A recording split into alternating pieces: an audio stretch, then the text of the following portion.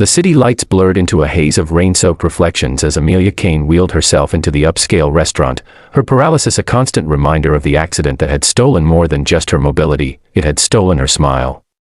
Once the youngest and most vibrant CEO in the tech world, she now navigated life through the lens of cold pragmatism and carefully measured social interactions.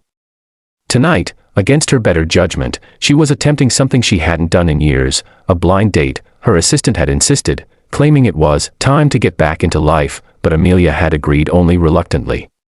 She had imagined meeting someone polished, wealthy, cultured, someone who wouldn't pity her or treat her as fragile china.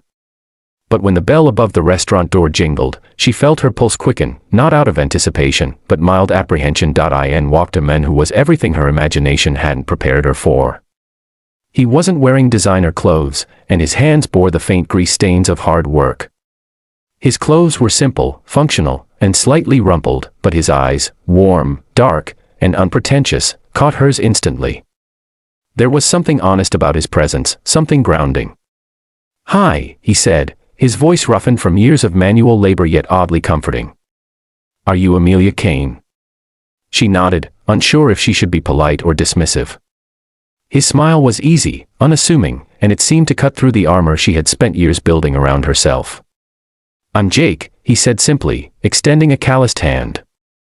"Mechanic at Kane's Auto Repairs. I heard I might meet someone important tonight."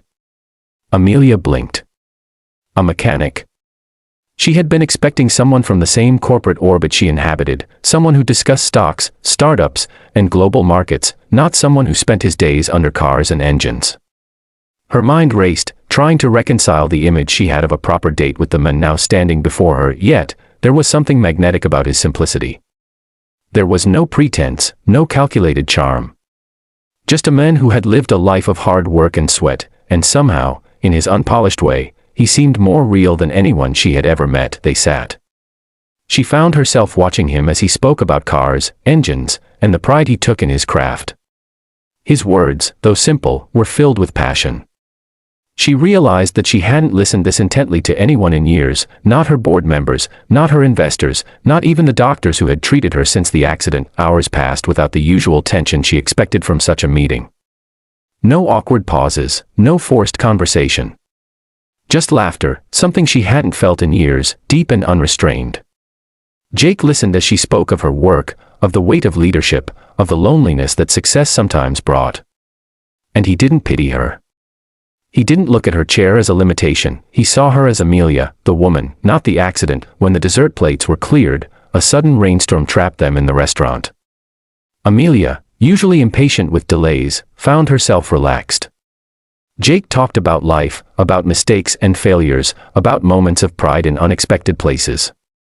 She found herself sharing stories she had buried, fears she had hidden, and dreams she had thought lost. Then, something extraordinary happened. Without warning, Jake reached across the table and took her hand. It was warm, solid, and it anchored her in a way she hadn't felt since before the accident. He didn't speak at first, he just held her hand and let the moment breathe. Amelia felt tears prick her eyes, a rare vulnerability in front of another human being. "You're incredible," Jake said finally. "Not because of what you've built or what you've achieved, but because of who you are, right here." He tapped gently against her palm. "You make people want to be better, not because they have to, but because they want to." Amelia blinked, struck speechless.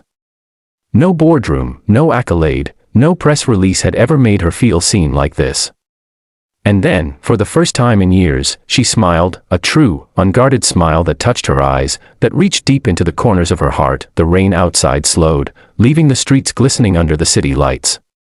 Jake stood, offering her his hand to help her navigate the wet pavement, and Amelia realized that she had just experienced something she hadn't dared to hope for, a connection, real and honest, that transcended her fear, her doubts, her limitations. As they stepped out into the night, Amelia felt lighter.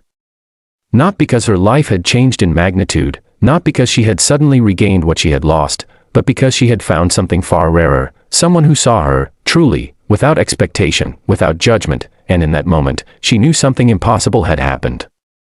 The blind date had not been a disaster, it had been a miracle.